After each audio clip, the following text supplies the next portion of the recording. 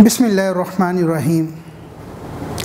मेरी इस कारगुजारी का उन्वान है कि दाई को मायूस नहीं होना चाहिए।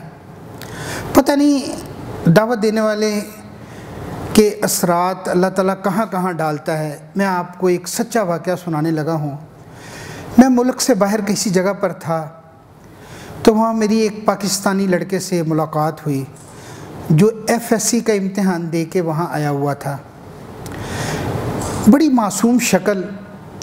अचानक मेरे दिल में दाइया पैदा हुआ कि मैं इसको दावत दूँ। मैंने जाके उससे अपना तारुफ़ करवाया, उससे सलाम दुआ ली।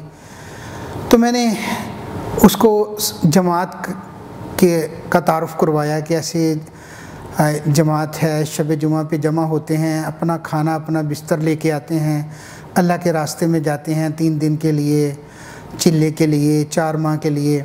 सारा तारुफ़ करवाया। वो बड़ी दिलचस्पी से उसने मेरी बात सुनी। उसने कहा चलें ठीक है, आप मुझे अपना नंबर दे दें, जब मैं पाकिस्तान आऊँगा फिर आपसे रब्ता करूँगा। वक्त ने करवट ली। अचानक एक दिन मुझे मेरे कज़न ने आकर कहा कि फ़ोन पर कोई है, वो तुम्हारा पूछ रहा है।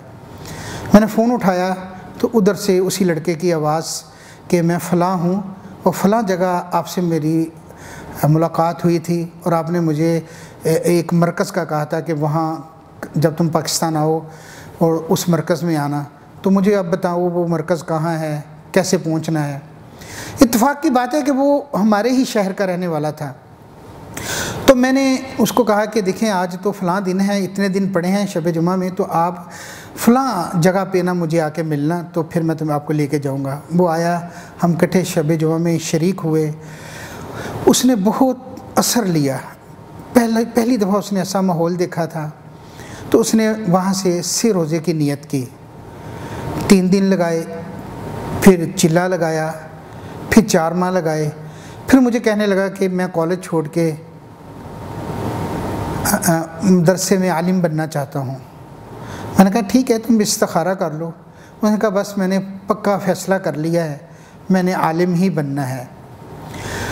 तो उसने मदरसे में दाखिला लिया, अपने छोटे भाइयों को हिफ्ज़ में डाला, अपनी बहन को मदरसतुल बनात में डाला, ख़ुद आलिम बनने लग गया। पूरे 8 साल वो आलिम बना। पूरे घर का नक्शा उस एक बंदे की वजह से तब्दील हुआ। आज इस बात को काफ़ी साल गुज़र चुके हैं। उसकी बीवी आलिमा है, आगे उसके बच्चे दीन पढ़ रहे हैं। वो और उसकी बीवी दोनों एक मदरसा चला रहे हैं और अल्लाह और उसके रसूल की बात को फैला रहे हैं। कि मेरे कहने का मकसद ये है कि देखें, अगर मैं उस वक्त रुक जाता, मैं शर्म करता कि पता नहीं यार ये मेरी बात सुनेगा भी कि नहीं सुनेगा, और पता नहीं ये आएगा कि नहीं आएगा, मैं रुक जाता, तो मुझे बताएं उसकी ज़िंदगी कहाँ होती। वो आगे जाके फिर कॉलेज पढ़ता। अल्लाह ने मुझे सबब बनाया। इसी तरह अल्लाह ताला हम सबको सबब बना सकता है। हमें कोई मौका भी हाथ से नहीं जाने देना चाहिए। हम कभी भी मुखातब को ये ना समझें कि ये तो बड़ा मसरूफ़ है, ये कैसे अल्लाह के रास्ते में निकलेगा, ये तो ऐसा है, इसके लिए कि तो निकलना मुश्किल है। देखिए, अल्लाह ताला ने हमारे ज़िम्मे पहुँचाना लगाया है, दिल बदलना नहीं लगाया। अल्लाह ताला ने अपने नबी से भी फरमाया था कि देखें आपके ज़िम्मे पहुँचाना है, दिलों का बदलना ये हमारे इख्तियार में है, हम जिसको चाहे हिदायत दें।